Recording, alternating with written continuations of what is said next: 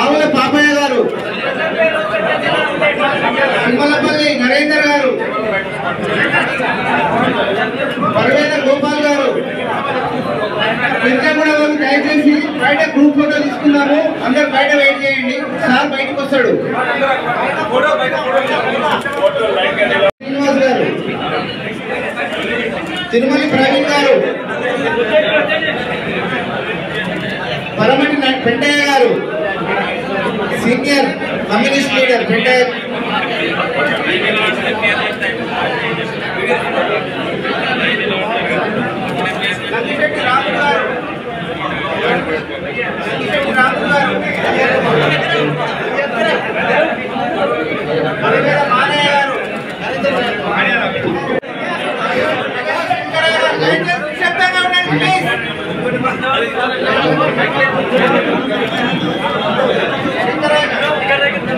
శంకరయ్య గారు, జగల్ల శంకరయ్య గారు,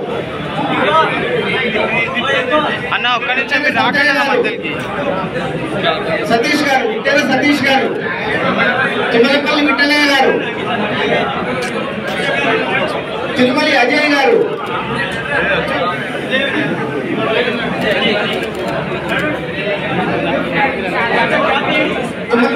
ఎంతో మందిని అడిగినాము.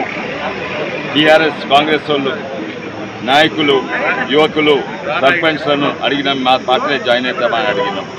కానీ ఇప్పుడు వాళ్ళు వచ్చి వాళ్ళన్నారు మేము ఆలోచిస్తాము, కొంచెం ఆగండి. ఇప్పుడు అందరూ కూడా ఆలోచించారు, నిర్ణయం తీసుకుంటూ మేము అడిగినా దండం పెట్టినా దండం పెట్టుకున్నా ఎంతోమంది మోడీ గారిని చూసి ఈరోజు వచ్చి జాయిన్ చేసి 3 నెలల కింద అడిగినాము.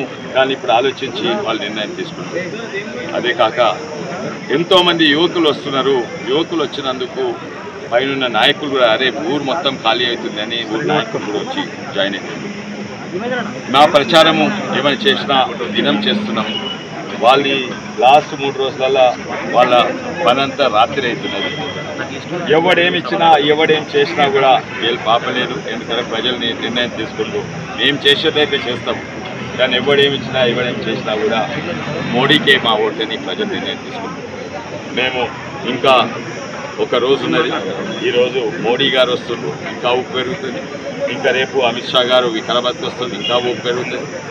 అయితే సర్వేలలో గ్యాప్ పెరుగుతూ ఉన్నది.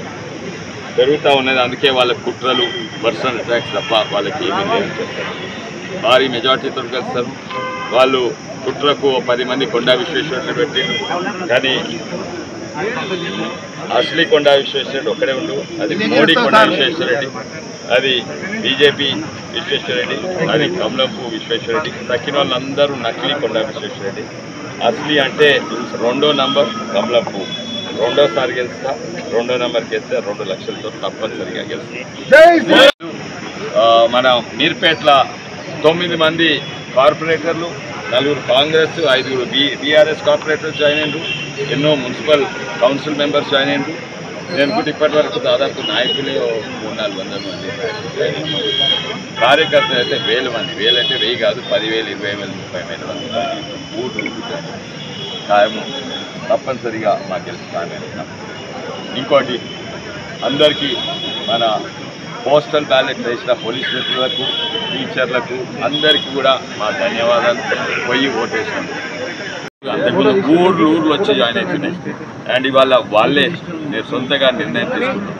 నెల ముందు అడిగితే నిర్ణయం తీసుకొని ఇవాళ జాయిన్ అయ్యాను. అట్లనే శంషాబాద్లో మన టీఆర్ఎస్ యూత్ నాయకుడు, అక్కడ యూత్ ప్రెసిడెంట్ శంషాబాద్ మున్సిపల్, తను కూడా 300 మందితోటి ఇప్పుడు జాయిన్ అయ్యారు. ఇంకొచ్చి వస్తున్నారు, ఇంకా రాలేదు. వీళ్ళందరూ కూడా మోడీని చూసి మన భవిష్యత్ అంటే మోడీయే, భవిష్యత్ అంటే బీజేపీ అని.